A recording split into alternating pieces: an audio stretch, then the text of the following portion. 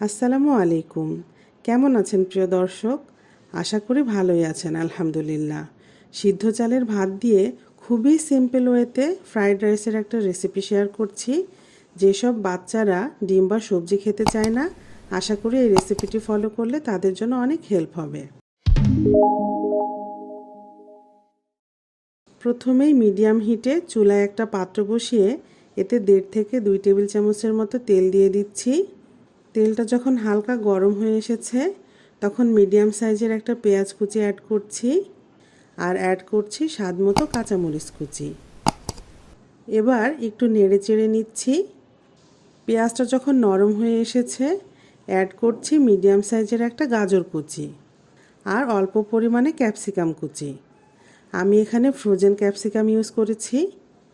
এখন সব কিছু মিক্সড করে একটু নেড়ে চেড়ে নিচ্ছি আর দিচ্ছি স্বাদমতো লবণ। ক্যাপসিকাম অ্যাড করার পর 30 থেকে 40 সেকেন্ডের মতো ভেজে নেব, এর চেয়ে বেশি ভাজবো না। আপনারা চাইলে আপনাদের পছন্দ মতো এখানে অন্য যে কোনো সবজি যেটা কম সময়ে সিদ্ধ হয়ে যায় সেগুলো ছোট ছোট করে কেটে অ্যাড করতে পারেন। এই পর্যায়ে অ্যাড করছি একটা ডিম। ভাতের পরিমাণ বুঝে এখানে ডিমটা অ্যাড করতে হবে। ডিমটা বাকি সবজিগুলোর সাথে মিক্সড করে ভেজে নিব। ভাজা হয়ে গেলে অ্যাড করছি সিদ্ধ চালের ভাত। অনেক সময় রাতে খাবার পর কিছু ভাত থেকে যায়, আপনারা চাইলে সেই ভাতটা দিয়েও একইভাবে ফ্রাইড রাইসটা তৈরি করে নিতে পারেন। আচ্ছা, এখন এই ভাতটাকে সবজির সাথে ভালোভাবে মিক্সড করে 2-3 মিনিটের মতো ফ্রাই করে নিচ্ছি। আর লাস্টে নামানোর কিছুক্ষণ আগে অ্যাড করছি 1 চা চামচ চিনি আর 1 টেবিল চামচ সয়া সস।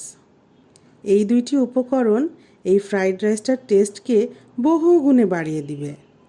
যেসব বাচ্চারা একেবারেই ডিম বা সবজি খেতে পছন্দ করে না, তাদেরকে যদি এইভাবে ডিম এবং বিভিন্ন ধরনের সবজি দিয়ে ভাত ভাজি করে দেওয়া হয় তাহলে ওরা খুব আগ্রহ নিয়ে খেতে চাইবে। প্রিয় দর্শক, অনেক দিন পর আপনাদের সাথে সহজ একটা রেসিপি শেয়ার করলাম। আশা করি আপনাদের ভালো লেগেছে। আর রেসিপি ভালো লাগলে চ্যানেলটিকে সাবস্ক্রাইব করার অনুরোধ রইল। আপনাদের সকলের সুস্থতা কামনা করে আজকের মতো এখানেই বিদায় নিচ্ছি। আল্লাহ হাফেজ।